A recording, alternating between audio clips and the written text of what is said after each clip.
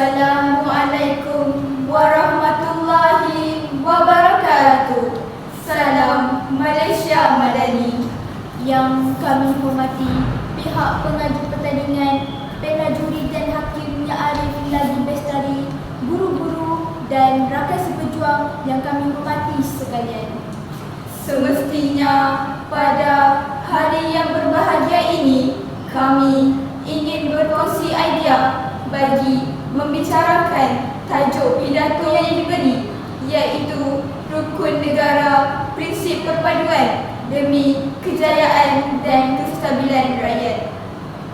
Hadirin yang dimuliakan, mendengar sahaja tajuk ini benar-benar menjelaskan bahawa kepentingan rukun negara sebagai penyatu ummah di negara tercipta ini dalam menggapai impian negara menjadi sebuah negara bangsa yang bukan sahaja maju dengan kepelbagaian sektornya, malah amat terkenal dengan kedamaian rakyatnya yang berbagai-bagai bangsa dan agama. Untuk makluman para hadirin, menurut Majlis Keselamatan Negara, prinsip rukun negara ialah satu falsafah dan ideologi negara yang menjadi dasar kesatuan perpaduan bangsa serta pedoman kepada kehidupan semua masyarakat berbagai kaum dan budaya.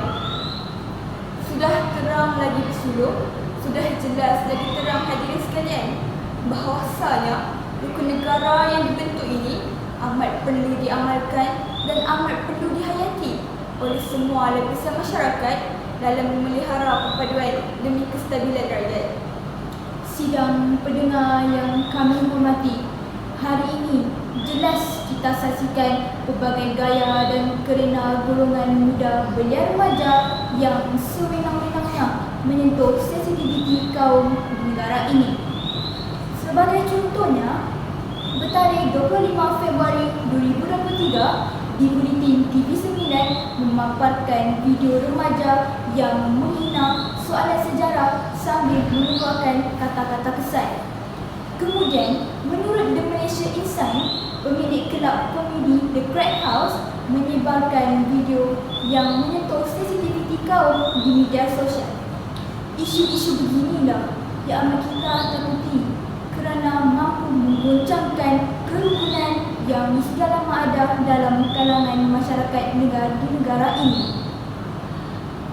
Untuk itu, marilah kita fahami secara teliti akan pentingnya prinsip rukun negara sebagai prinsip perpaduan demi kejayaan dan kestabilan rakyat. Antara kepentingan rukun negara ialah memajukan ekonomi negara.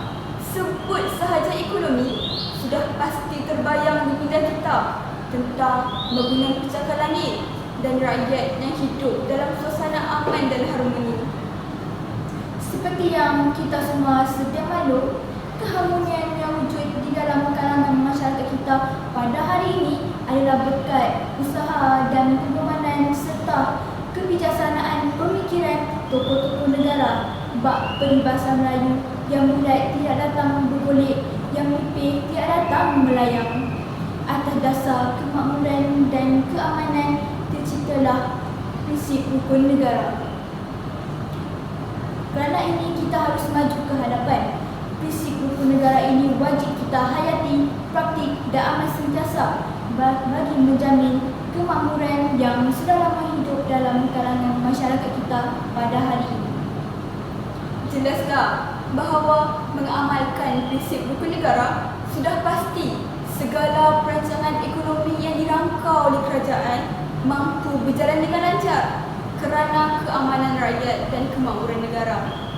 Kemakmuran negara ini sudah pasti menarik minat para pelabur asing untuk datang melabur di Malaysia sekaligus merancangkan sektor ekonomi negara. Hadirin sekalian, keistimewaan prinsip rukun negara yang seterusnya mewujudkan perpaduan kaum. Perpaduan kaum bukan suatu isu yang asing daripada hidup kita kerana rakyat di negara ini terdiri daripada masyarakat majmuk. Kita harus ingat bahawa prinsip rukun negara ini wajar dikekalkan sampai bila-bila.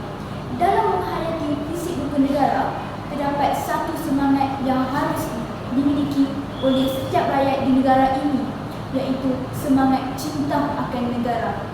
Hal ini bukan isu picisan, malahan suatu perkara yang penting demi kemaslahatan dan kesejahteraan rakyat. Kita kena dan harus ingat bahawa keamanan dan kestabilan rakyat mampu menjamin kehidupan yang lebih bermakna. Misalnya, aktif negara kita pada hari ini walaupun berbeza latar belakang tetapi mendukung impian yang sama untuk memenangi pingat emas dalam acara sukan yang diwakilinya di peringkat antarabangsa. Indahnya bukan apabila senario ini wujud di negara kita yang tercinta. Hadirin yang kami hormati, sesungguhnya prinsip rukun negara yang dibina adalah demi satu tujuan, iaitu membina perpaduan antara kaum dan memelihara kestabilan negara. Usahlah kita menafikan keutuhan prinsip perpaduan ini.